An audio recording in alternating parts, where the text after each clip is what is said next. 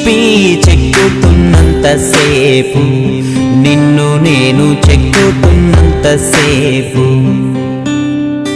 ఆ తరువాత అంటారంతా నిన్ను దేవుడని, నేను అంటరాని వాడిని. నీ గర్భగుడినే కట్టేటప్పుడు నేను పెద్ద మేస్తిరి, అది పూర్తయ్యాక లోనకొస్తా ఉంటే నన్ను బయటికి తోస్తీవి.